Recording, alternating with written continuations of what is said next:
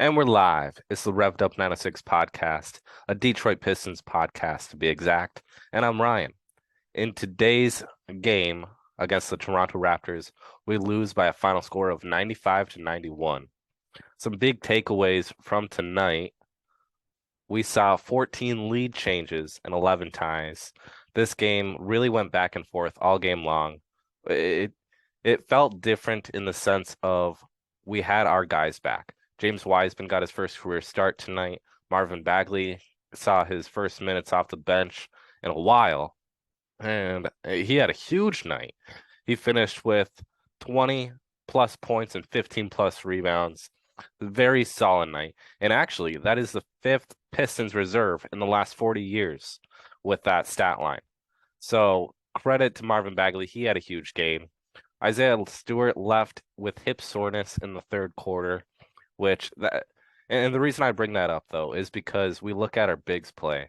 Our bigs play tonight was great, but then when it really was so good that affected Toronto because we saw guys like Scotty Barnes go scoreless in the first half, and we saw these other key role players and key bigs on the Raptors not do their thing. And then all of a sudden, as soon as Stu left, a flip switched, and then we kind of fell off of that. And you could be like, oh, maybe that's because Stu wasn't playing. I think it is because if you think about it, Stu was guarded pretty much Precious Achiuwa, Chris Boucher, and all these other key bigs on the Raptors team.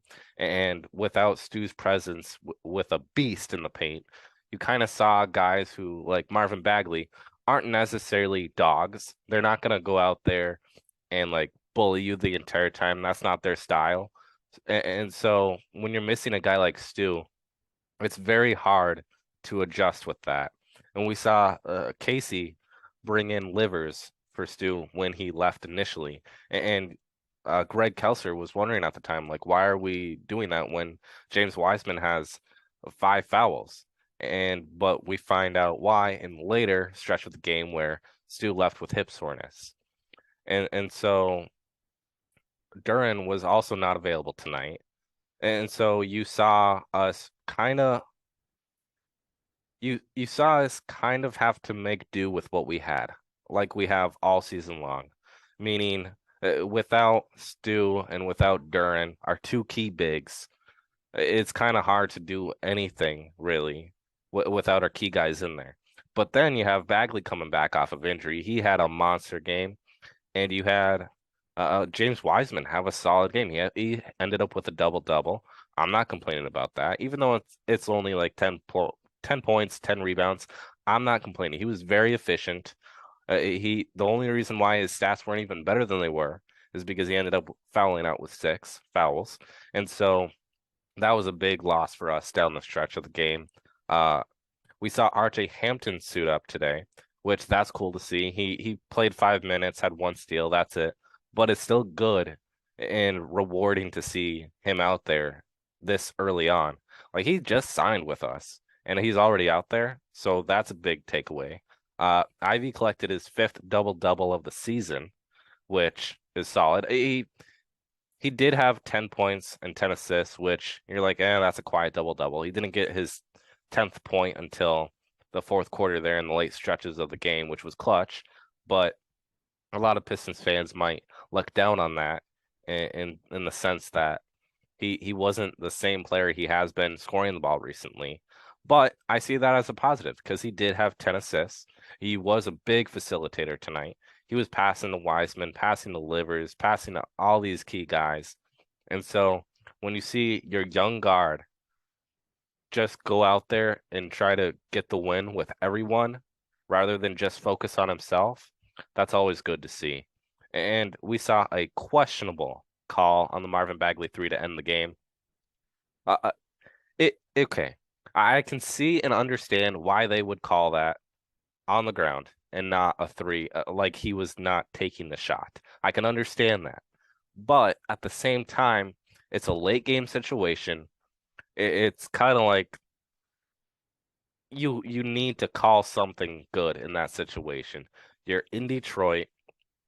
You're This is probably arguably the biggest play of the game, and you call it on the ground. but it's like Bagley actually went up and was going with a shooting motion on the shot. So it's like, how can you seriously call that on the ground? But I still see it as we could have done more tonight in order to win the game.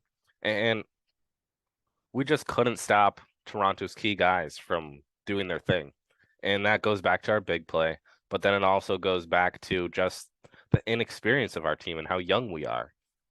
We see the Raptors, who are having a down season-ish this year because they've missed out on a lot of key players for them, like Fred VanVleet wasn't playing tonight. But you look back, Toronto is just a good overall team. They're a playoff caliber team. They've been good for the last 5+ years consistently. And so it's like you gotta prepare mentally and physically for these kind of games. And we were there physically, we were there mentally, but we just couldn't follow through at the end, which cost us the loss. But overall, I still think we had a solid game. You see Livers have 11 points, Corey Joseph with a huge 7. Corey Joseph did not miss a shot tonight in 10 minutes. He went 3 for 3 from the field and 1 for 1 from the 3-point line. You saw Stu only have 5 points and 9 boards and everything. But again, he did leave the game early in the third quarter. But even I'm not complaining about his stat line. It could be a little bit better, but it's not that bad. A Wiseman again had a solid night.